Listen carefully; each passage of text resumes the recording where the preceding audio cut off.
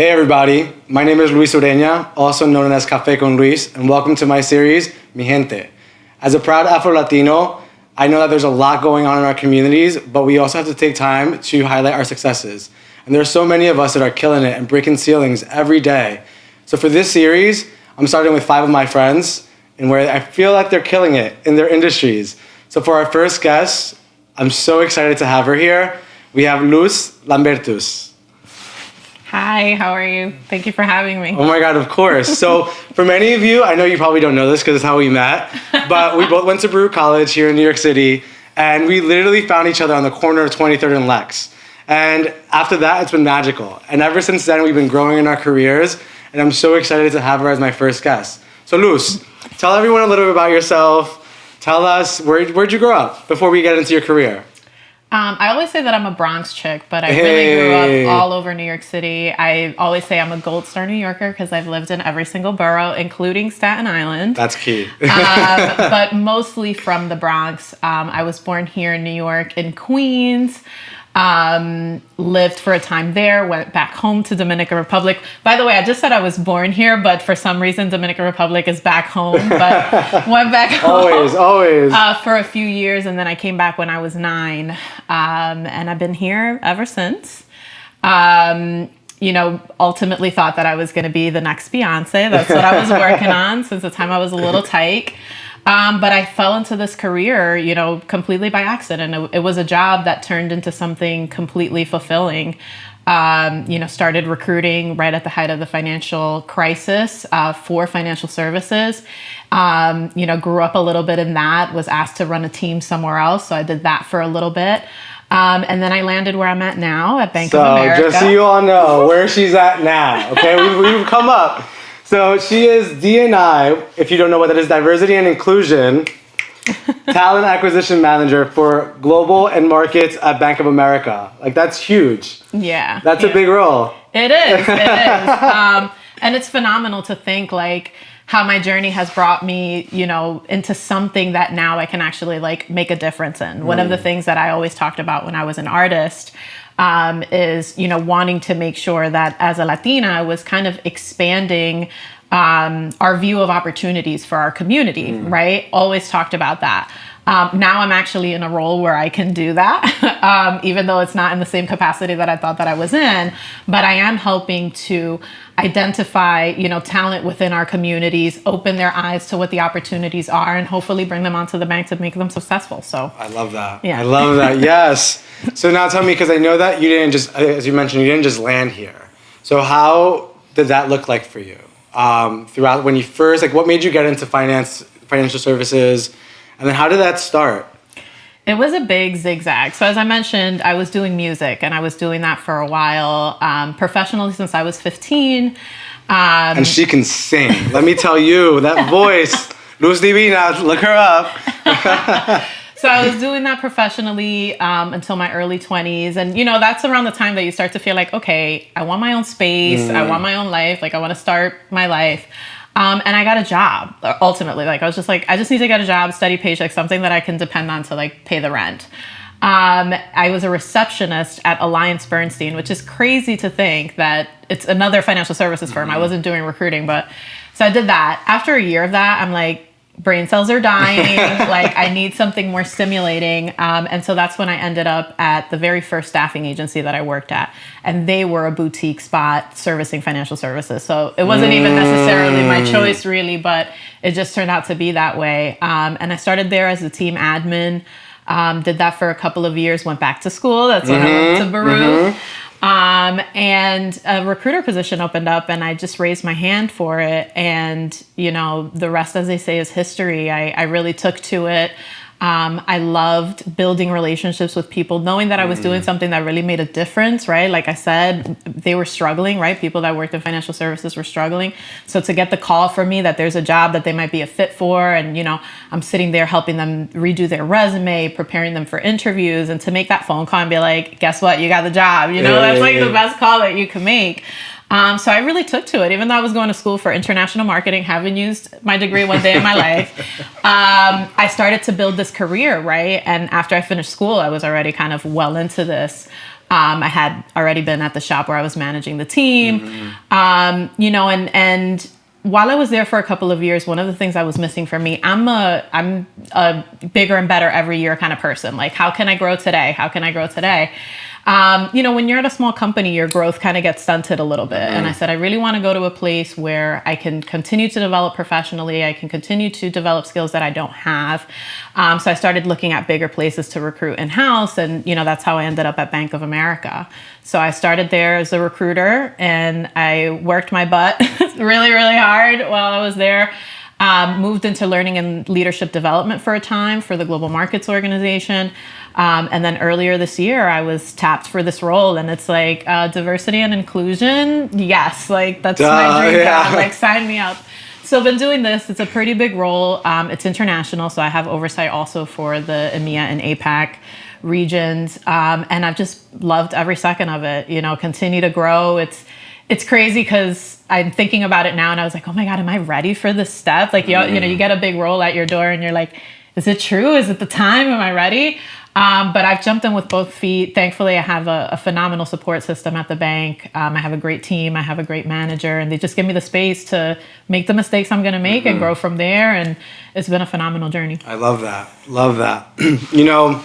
One thing that D&I is growing. It's something that a lot of companies now, it's like a mandated thing for many companies. And I think that when I look back at our childhood, there's so many jobs that exist now that we didn't even know about when we were younger. So part of your role, tell us a bit more about your day-to-day. How does it work? When you say global and markets, tell us. Global banking and markets. So global banking and markets at the bank, it's really every division that touches institutional clients, right? So we're a little bit separate from the consumer and small business arm of the bank.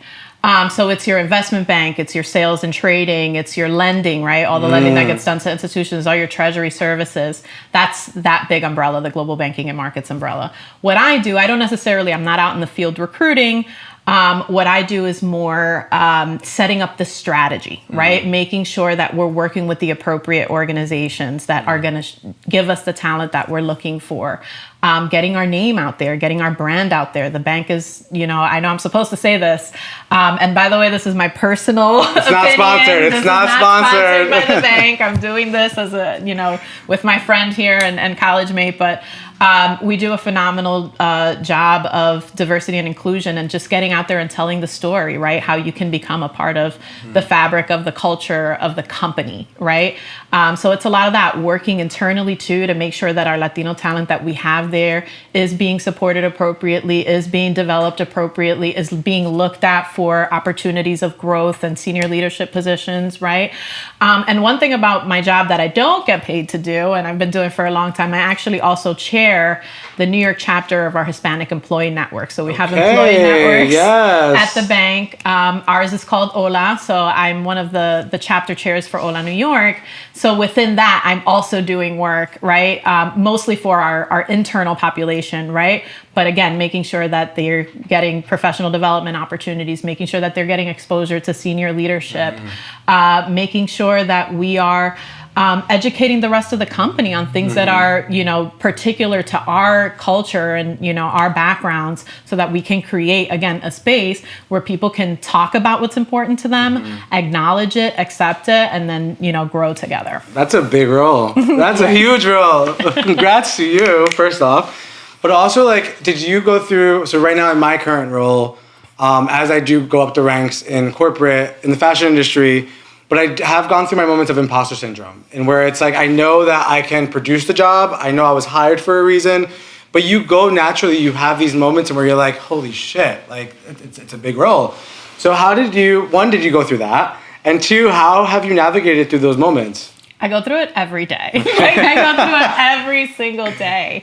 But ultimately it's about reminding yourself that you were chosen to be there for a reason, right?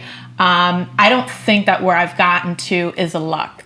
I know that I've worked my butt off to get there, right? And me being there, me being at the table means somebody noticed the work that I'm doing. So I have to remind myself of that all the time. Like, step into your power, girl. Like, there's a reason why you're here. They're looking for your viewpoint. They're looking for your perspective. They're looking for your experience. And that's what really helps me through. It's like focusing on like, you have the talent that you have, make sure that you're using it. And, I like to say take up space, right? Like, you're here now, so make sure that you're being heard and seen. But also acknowledging too that this is a process and you're still growing. And the fact that you don't know everything doesn't necessarily mean that you don't deserve to be there. You're just at a completely different level in your growth, right? So that helps me a lot. I love that. I kind of do the same every morning. Sometimes those big days, I stare at myself in front of the mirror and I'm like, okay, you got this. I put some music tracks and I'm like, yes, you can do this today. Pump yourself up, give yourself the pep talk for the day. Like, exactly. Just get the day started with the cafe, get going. So I love that. And then I want to take it back to your music because I know we spoke about it, but it's a big transition, and I think a lot of times growing up, one of the biggest questions that I hate when parents ask when we're kids is, what do you want to be when you grow up, And I feel like that stunts the growth in that kid so much, and I definitely was a result of that, but I'm doing okay. We're all right. But like, for you, when you did that shift from singing into now a big industry, right? It's a very male-dominated industry. It's very, not many of us of color are in leading positions in the financial banking industry. So when you did that shift, how did you do that, right? Because you go from performing and an artist and having those dreams, they're kind of slightly different than the ones that you're in now. So how did you transition from one to the other? I used to think of it as two separate things. Like, I had two separate me's. There was like the me that was artistic and there was the me that was like professional, right? But one of the things is that in music, right? Like, what you're trying to do, like you're curating your image at all times. So I kind of approached my professional career a little bit like that. Like, what kind of person do I want people to see, like, when I walk through the door at work? And, ultimately at first, it's not sad to say, but it's everybody's story. You start to cover a little bit of yourself because what you're looking at is what's in the room and like how you can fit in and how you can assimilate. And the people that were in the room were a whole bunch of white people. Like, let's just call it. Let's be real. Yeah. And so it was like you start to tailor a little bit, like the way that you talk and the way that you dress. Is it okay to talk about this? Is it okay to talk about that? I don't want to talk about this experience because I don't want to be stereotyped, or I don't want to be perceived to be like those people, et cetera, et cetera. And so I kind of approached it like that initially. But one of the things that I realized was, like, at the end of the day, you still have to be yourself, right? And if you're spending all of this energy trying to be this like made up version of yourself, you know what I'm saying? Like this perfect, like cookie cutter, like version of yourself, you're detracting energy away from actually doing the job and the things that, you're supposed to be doing, right? Like the image is a separate thing. So that helped me a lot. And, the way that I saw my music career like that, where it was like, you start with the image and then you're like, no, what do I really want to say? I did the same thing with work. And then it's also just thinking about, that it wasn't anything that I was like, I'm leaving music behind, right? Yeah. So that's also a way that it wasn't like a hard transition. She still performs. That wasn't it wasn't a hard transition for me because I wasn't thinking like I'm leaving something and I'm starting something else. It just so happened to be that this thing that I was doing developed into this like big career, but I never really anticipated it to be. I just knew that I wanted to do a good job doing whatever it was that I was doing, Always killing it. Yes, I love that. Thank you. And I think that that's such an important part because the compartmentalizing of one career to another can be really difficult. When your life is one thing and that's what you know, and then you're shifting and you're like, I don't want to let go yet. So I think it's so nice that you're balancing it and like you still have your artistry moments. You still have those beautiful things and just start singing. And I love that. And less and less now. I feel like as I get higher and higher, in this career, right? Like there's less and less time for that, but I make it for sure. And then like when you think about where we are today, the last couple of years have been so intense, especially for our communities. I think that there's so many conversations happening, not just with other communities, but also within ourselves, and a lot of introspective of like colorism within our communities and Black Lives Matter and where all that happens. Do you see that? Have you had opportunities to see those conversations come across at work or in a professional way that you're like, you know what, I can make an impact? 100%. That's why I joined Ola, right? It was for that reason that I joined Ola, because I wanted to be a part of, the people that were changing, the narrative internally and opening doors and, supporting our talent.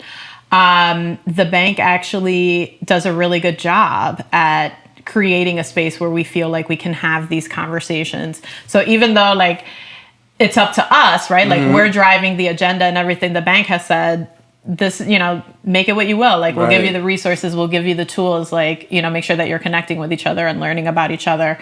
I think it's harder, actually. It's very easy for me to do this at work. It's harder to do this with family. I think, a lot of the way that we perceive the issues in our community are generational, right? And I think that we come from viewpoints that are now outdated, and it's harder to have a conversation with people that are more set in their ways, that came from a specific time, that have some trauma around, something that happened to them, and open their minds, about the colorism thing specifically. That's like, especially being Dominican, that's one thing. That's one topic, questions on LGBTQ, like, having those conversations, right? And,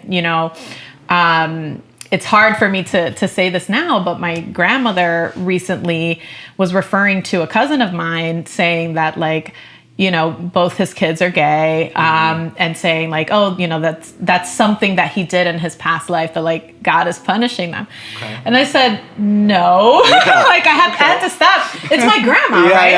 And I had to stop and say, Grandma, like, how can you say that? Because I know that, we have gay family members, like all in our family. She loves them the same, like she welcomes them the same. But the fact that she said that, I realized like, oh my God, no, there's like an old program running there in the background that she doesn't really understand. Nobody chooses to be in a position where they're not accepted, or where they're, by your family, by your friends, by society. Like people are born like this. This is not a punishment to anybody, right? Yes. Like I had to stop and have that conversation with her. So I think it's much more difficult, I think, in your own community to touch those things, because it's so taboo. It's things that like have been swept under the rug, and like nobody wants to talk about it. But it's up to us, right? Like if we're not having the conversations, if we're not getting it out there, then how do we propose to move forward, right? Yes. We can't. That's 100%. I think that's one thing about adulting that people don't tell you, that it's not just the professional, but it's also the personal. Because there is that balance of like, you're getting into, you're going into different industries, you're learning those things because they're new to you, but then you have to go back home and also teach our family, or, and it's a process that's always going and always going. So we're almost coming up to an end of the first episode, so I'm really excited about the second half. But for the meantime, for our viewers that are watching, our audience, what can you give them as an advice? One, as a female of color in the banking financial space, when you find yourself in difficult situations, or even like when it comes to D&I, how do you speak up? How do you raise your hand in a way? I think authenticity is key, right? If you start from that perspective, right, where you're just trying to be your true authentic self and really share information across, it's always going to be well received, right? Like, so for me, I start from that perspective.